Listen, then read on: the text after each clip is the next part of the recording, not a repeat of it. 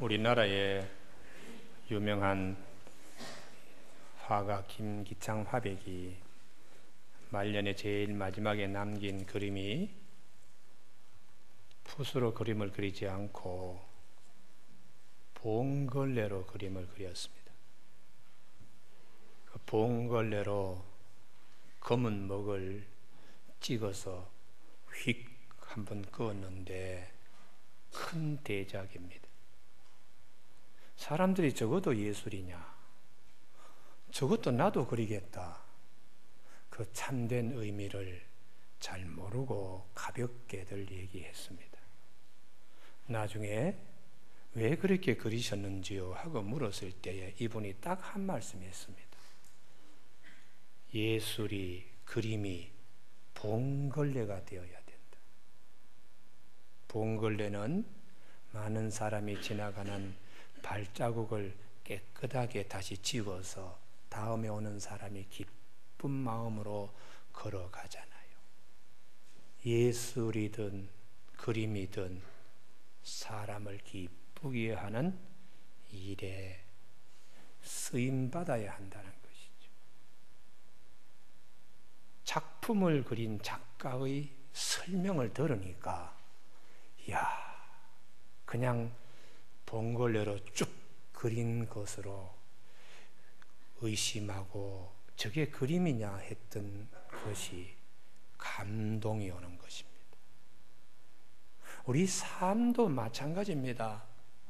우리를 창조하신 하나님의 말씀과 설명을 들어야 내 인생의 의미가 깨닫게 되어지는 것이고 내가 경험하게 되는 아픔들이 새롭게 해석되어지고 그리고 복된 열매를 맛보게 됩니다.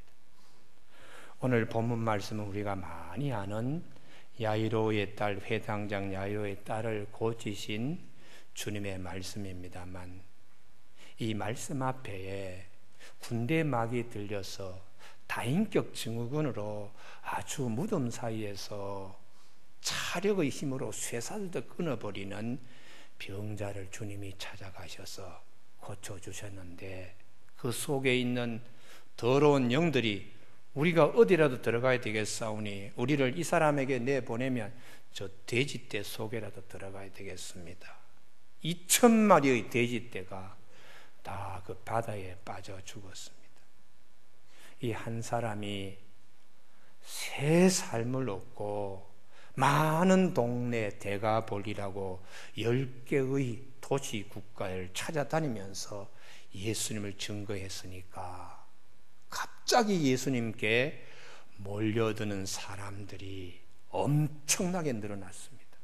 그런데 그 무리 중에 특별한 사람이 예수님 앞에 와서 무릎을 꿇는 거예요. 예수님, 내 딸이 지금 죽게 되었습니다. 외동딸입니다. 12살 된 내 딸이 지금 죽게 되었으니 좀 오셔서 안수 좀 하시면 내 딸이 다시 살아나겠는데요. 시간과 화급을 다투는 그 틈에 한 가지 여인이 불쑥 나타나서 예수님의 발걸음을 멈추게 했습니다. 혈류병으로 12년 동안 고생하던 여인이 예수님만 어떻게 하든지 내가 옷만 만지면 이 병이 나을 텐데 하는 믿음을 가지고 예수님 바삐 걸어가시는데 옷을 탁 붙잡았어요. 예수님께서 누가 내 몸에 손을 댔느냐. 그래서 이 혈류병 걸린 여인의 사정을 아시고 딸아, 내 믿음이 너를 구원하였다. 평안히 가라. 이렇게 말씀을 하셨습니다. 이러는 사이에 걸음이 지체되는 사이에 회당장 집에서 사람들이 와서 회당장님, 딸아이가 죽었습니다. 숨 거두었습니다. 조금만 주님이 좀 빨리 가셨더라도 딸아이를 살릴 수 있을 텐데 중간에 여인 한 사람이 나와서 이렇게 걸음을 지체했으니까 얼마나 원망스럽겠습니까? 딸아이가 죽었다는 얘기에 이 아버지 회당장 야이로의 마음이 무너지는 것 같았습니다. 그때 주님이 주시는 말씀, 두려워하지 말라, 믿기만 하라, 이렇게 말씀하셨어요. 여기서 우리가 꼭 붙들어야 되는 것은 이 말씀입니다. 두려워하지 마, 믿어봐. 하나님의 은혜의 세계가 어떻다는 것을. 믿음이란 무엇이냐? 우리가 계속해서 놓고 하지요. 믿음은 사람들이 와서 전하는 말이 딸아이가 죽었습니다. 어찌하여 선생을 더 괴롭게 할 수 있습니까? 35절. 죽었는데 예수님이 오셔서 뾰족한 방법이라도 있습니까? 다 끝났는데 주님이 도와주실 수 있습니까? 이럴 때에 잘못된 생각으로 빠져 있는 자들을 참 믿음으로 고쳐가는 거예요. 사람으로서는 다 끝났지만 우리를 창조하신 하나님 말씀하세요. 은혜의 세계, 이걸 보는 것이 믿음이다, 이렇게 말씀하세요. 사도행전 3장에 날 때부터 성전 미문에 앉아서 안진뱅이 된 사람 얘기하죠. 안진뱅이도 믿음을 가지고 있었습니다. 그것은 나는 절대로 낫지 않는다, 하늘이 무너져도 나는 안진뱅이에서 일어날 수 없다고. 그것도 그분이 믿지만은 그건 참된 믿음이 아닙니다.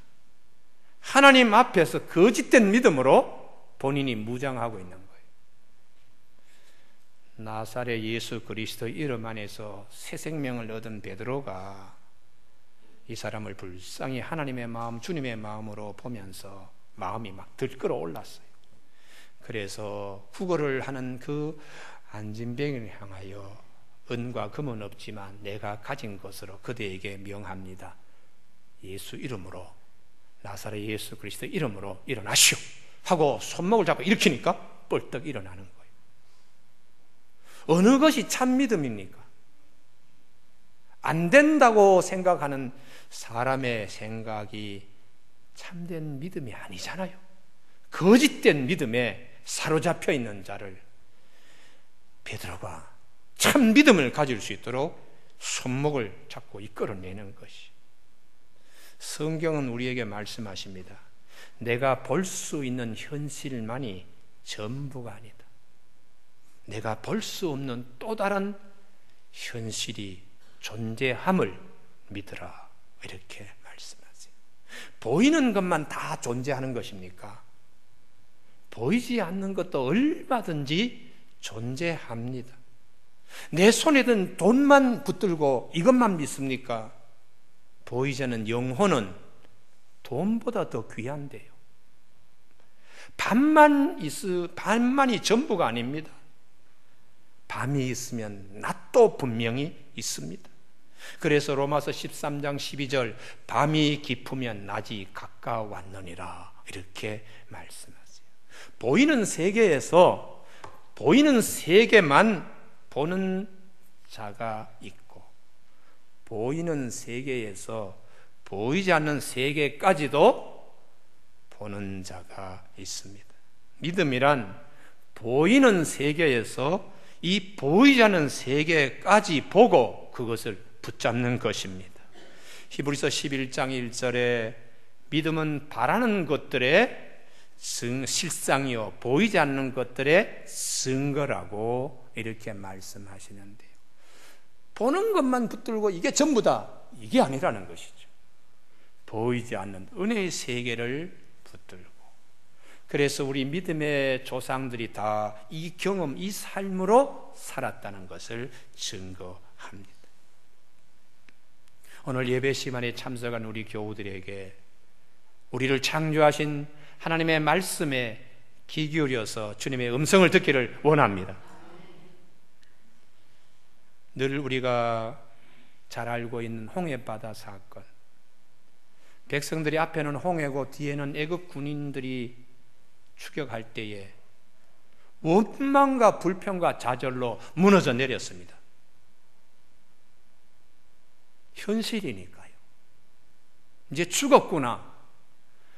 차라리 애굽에서 죽을 걸 이 물속에까지 와서 수장되려고 이렇게 지금 하느냐.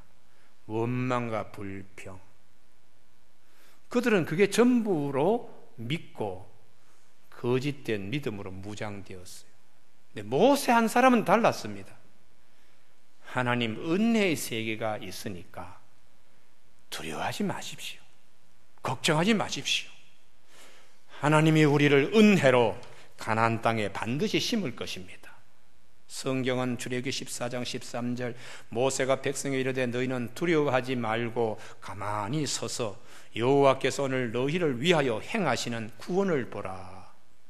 너희가 오늘 본 애굽 사람을 영원히 다시 보지 아니하리라. 여호와께서 너희를 위하여 싸우시리니 너희는 가만히 있을지니라. 이렇게 말씀하셨어요. 세계 모든 역사의 발전, 이 믿음을 소유한 자들에 의해서 수레는 굴러가게 됩니다. 천국이 있느냐, 뭐 부활이 있느냐, 내가 못 봤으니까, 내가 볼 수 없으니까 어떻게 믿어? 그런 분은 보는 것만, 붙잡는 것만 믿고 있는 거짓된 믿음 안에서 포로되어 있다고 볼 수 있어요.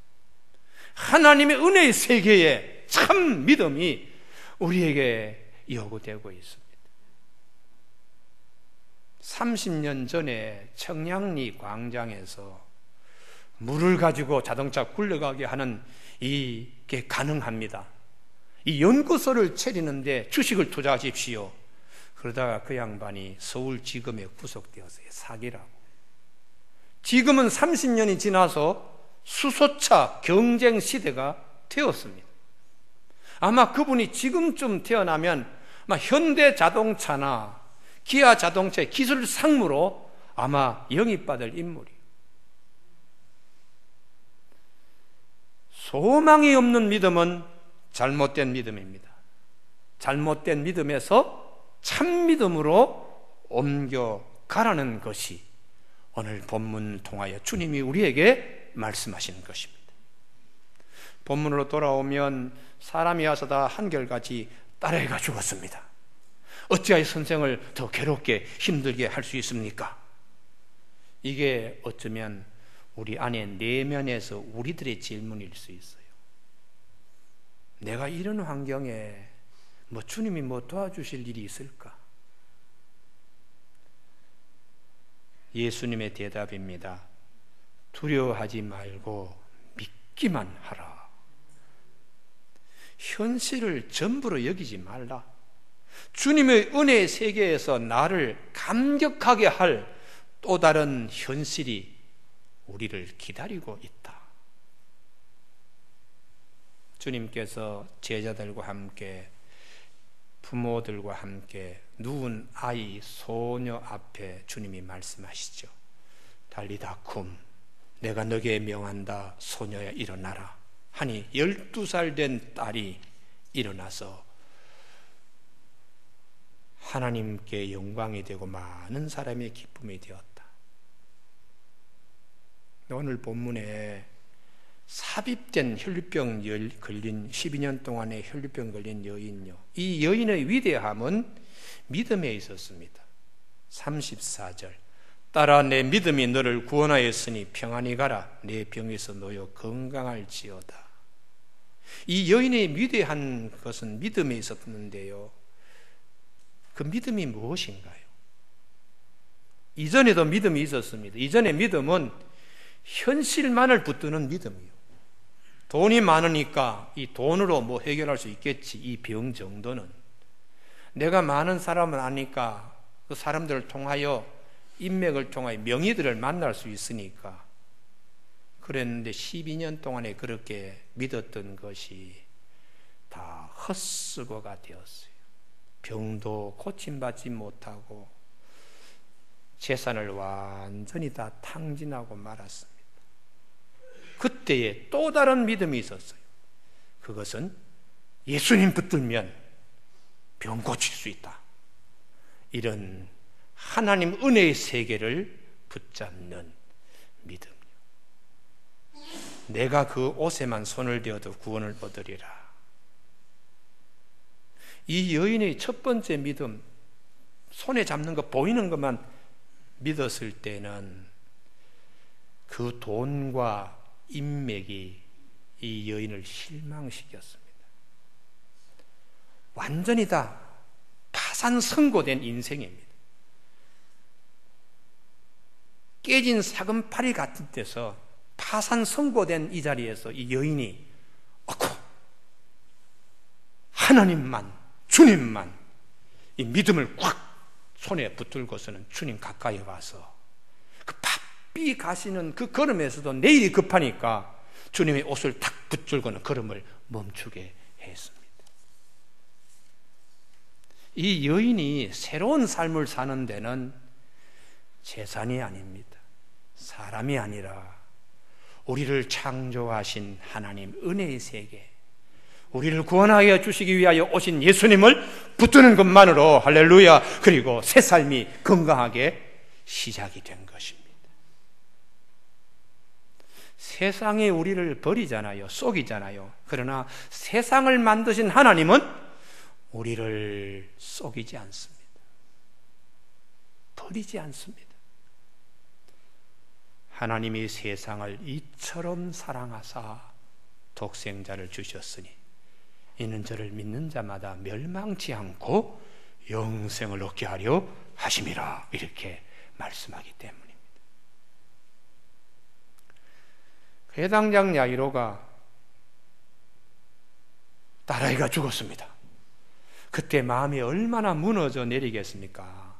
파산 선고된 것 같은 그런 자리에서 주님이 이 여인 봐, 혈류병 걸린 여인 보라니까, 이 말씀도 함께 오늘 행간에 감춰져 있고요. 이제는 이 혈류병 걸린 여인 봐, 이 야이로의 딸을 살린 주님 봐 하고 이 말씀이 우리를 향하여 말씀하시는 거예요. 네, 문제는 이제 두 번째입니다. 그런 믿음을 갖고 있고 또 그러면서도 문제는 지체가 문제입니다. 이게 가장 큰 해방 방해꾼인데요. 주님, 왜 내일은 이렇게 풀리지 않습니까? 언제 은혜 주시겠습니까? 이런 원망, 불평, 이 지체, 더딤, 이게 우리에게는 제거되어야 됩니다. 오늘 이 말씀의 흐름 속에서 전체가 아마 야이로의 그 딸을 고치는 사건이 한 20절 이상 진행돼, 그 가운데에 끼어든 혈류병 여인 사건이 10절이나 돼요. 우리는 이 본문을 보면서 회당장 야이로와 많은 사람들이 어서 빨리 주님께서 이 집에 빨리 가야 되는데 하고 본문을 읽어놨는데 갑자기 혈류병 여인이 나오니까 왜 이 사람이 이렇게 지체하게 만들어, 이런 생각을 우리는 하게 됩니다. 근데 성경이 우리에게 답을 줍니다. 지체는 문제가 되지 않는다. 만약에 예수님께서 급히 가셔서 혈병 여인의 얘기를 뿌리치고 주님이 빨리 뛰어가셨다면 아이가 죽지 않고 병에서 고침받을 수는 있었지만 드디어 오심으로 죽음에서도 살아나는 더 큰 은혜를 경험하게 되는 것입니다. 여러분, 우리 삶 가운데 더디라는 것, 지체라는 것 때문에 신앙생활하는데 많이 흔들릴 때가 있어요. 어느 때까지니까? 언제 주시겠습니까? 이런 얘기. 그래서 요한복음 11장에 나사로가 병들었을 때는 주님께서 의도적인 지체를 하셨어요. 나사로가 다 죽어갑니다. 어서 빨리 오셔야 되겠는데 주님이 이틀 더 유하시고 더 계셨다가 죽은 지 나흘이 되었을 때 주님이 찾아오시는 거예요. 그때에 마리아 마르다가 주님께 원망합니다. 주님이 여기 계셨더라면 내 오라비가 죽지 않았을 텐데, 그 말씀 속에는 빨리 오셔서 여기 계셨더라면 죽지 않았을 텐데, 주님의 지체에 대한 원망이 있는 것입니다. 나흘째 되니까 냄새가 납니다. 여러분, 주님께서 금방 오셨더라면 병든 나사로를 고치는 발목 정도의 은혜, 무릎 정도의 은혜만 체험했을 거예요. 근데 주님은 일부러 더 허리와 온몸까지도 다 체험할 수, 온몸 은혜를 체험할 수 있도록 주님이 더디 일부러 오셨습니다. 다 죽었다고 하는데 주님은 나는 부활이요 생명이니 나를 믿는 자는 죽어도 살겠고 무릇 살아서 나를 믿는 영원히 죽지 아니하리라는, 죽은 데서도 이렇게 살아나네 하는 감격을 더디 오심으로 누릴 수 있도록 하셨어요. 여기서 우리는 우리의 계산법은 빨리 좀 되었으면 하나님의 계산법은, 은혜의 계산법은 우리의 계산법과 시간의 계산법이 틀리다는 사실입니다. 그래서 성경에 우리의 계산법과 하나님의 시간 계산법이 틀리기 때문에 사도 베드로가 하나님 앞에서 1000년은 하루 같고 하루는 1000년 같은 이 사실을 잊지 마시오. 아브라함의 경우에서도 마찬가지지요. 하나님 말씀 순종해서 갈대아 우르 나왔으면 그 다음 해에 아들을 척 주시면 얼마나 좋아요. 그런데 하나님이 더디 주시니까 아브라함이 불평이 났습니다. 지체하니까 언제 주시겠습니까? 아니 주시니까 내 집에 양자를 택하겠습니다. 흔들리잖아요. 그때 하나님께서 아브라함을 장막에서 이끌어내어서 저 하늘의 별 봐라, 별처럼 너 자손 많이 주겠다. 그때 아브라함이 흔들리는 마음이 가라앉았는데 여기에 문제가 있습니다. 아브라함은 별만 봤지 멀리는 하늘을 계산해 두지 않았어요. 많이 줄 것만 계산했지 하나님이 한참 후에라는 것을 계산하지 않았어요. 그래서 자의적 해석으로 이스마엘 여종의 몸에서 자식을 끌어안고 이게 전부로 착각했습니다. 하나님께서 25년 기다려서 아브라함에게 이삭 줄 때에 아브라함은 그때 크게 깨칩니다. 부인 사라의 자궁이 다 말라가지고 죽어 있는데도 하나님이 약속하신 대로 90세 된 할머니 몸에다가 다시 아이를 갖게 하는 하나님 은혜를 아브라함이 크게 깨닫게 돼요. 교우 여러분, 하나님의 더딤은 우리의 신앙을 원숙한 경지에 들어가서 큰 은혜를 맛보게 하기 위한 하나님의 사랑의 방법입니다. 오늘 예배 시간에 하나님 우리 가정은 왜 이렇게, 하나님 나의 문제는 왜 이렇게 더디되고 지체됩니까? 거기 오늘 본문 말씀으로 여러분들 각자에게 성령님이 들려주시는 음성을 들으시기를 원합니다. 건조한 사막에, 프레리라고 하는 미국의 사막에 사람들은 다 그래요. 모래밖에 없네. 그런데 거기서 기거하고 연구하는 생태학자, 사막 생태학자들은 아이고 모래만이 아닙니다. 이 모래 속에 많은 생명이 있습니다. 실제로 메스키트라고 하는 식물은 지하수를 찾는데 20m까지 가나한 실뿌리를 내립니다. 그래서 거기서 지하수를 찾으면 가는 솜털 같은 자잘한 실뿌리가 그 지하수를 다 이렇게 그냥 다 몸에다가 저장해 놨다가 1년에 한두 번 올까 말까는 살짝 지나가는 비가 오면 힘을 쫙 내어서 줄기를 뽑고 오전에 꽃을 피우고 오후에 열매 먹고 하루살이 꽃으로 죽습니다. 그때의 우기가 살짝 와서 아침에 비 내렸을 때에 아무것도 없던 사막이 갑자기 꽃밭으로 확 바뀌는 거예요. 그래서 하루 살다가 저녁에 씨가 되어서 떨어뜨리면 그 씨앗이 또 2년 3년 또 기다리면서 그때를 기다리는 거예요. 일반적인 사람들에게는 모래밖에 보이지 않지만 사막 생태학자들에게는 한 줌의 모래 속에 수십 가지 수백 가지의 씨앗이 같이 있다는 것을 그들은 말하고 있습니다. 전문가의 눈에는 그렇듯이 우리가 믿음이 성숙한 자리에 들어가면 하나님 은혜의 세계에 대한 확신이 있습니다. 할렐루야. 그래서 사금팔이 되고 파쇄된 자리에서도 다시 일어나는 거예요. 할렐루야. 그래서 하나님께 영광을 돌리는 것입니다. 예수님이 기도하고 절대로 낙심하지 말아라. 하나님께서 밤낮 그 택하신 자들의 원한을 풀어주지 아니하시겠느냐, 오래 참으시겠느냐. 너희에게 이르노니 속히 그 원한을 풀어주시리라. 그러나 인자가 올 때에 세상에서 믿음을 보겠느냐. 하나님의 계산법으로 봐야 되는데 좀 빨리, 왜 이렇게 더딘가? 사람의 시간 계산법으로 하다가 믿음 내팽개칠까 두렵다고 주님이 말씀하세요. 마지막 세 번째의 고통입니다.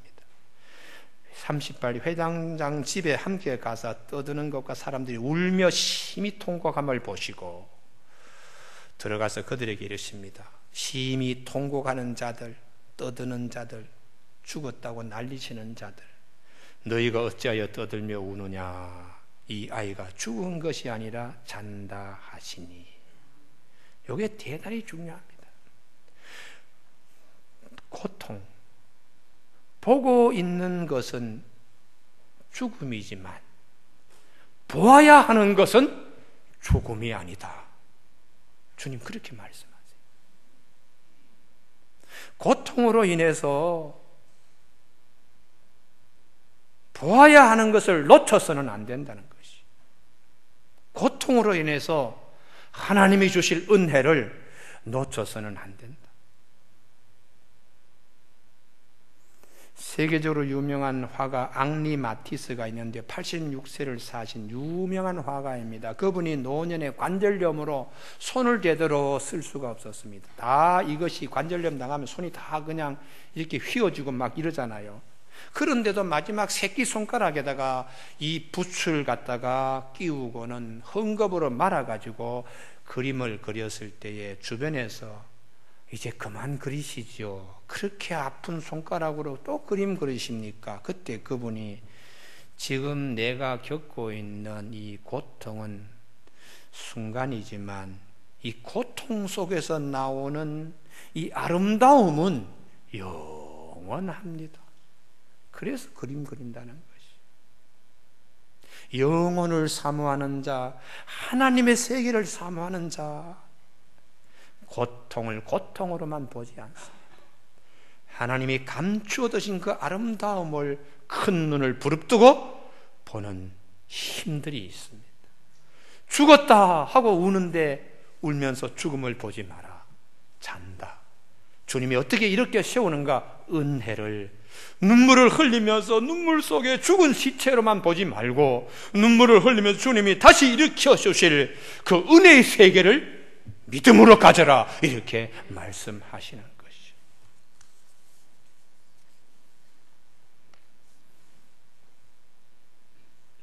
마지막 설교 가운데 마라 사건을 꼭 기억하십시오. 왔더니 쓴물밖에 없네.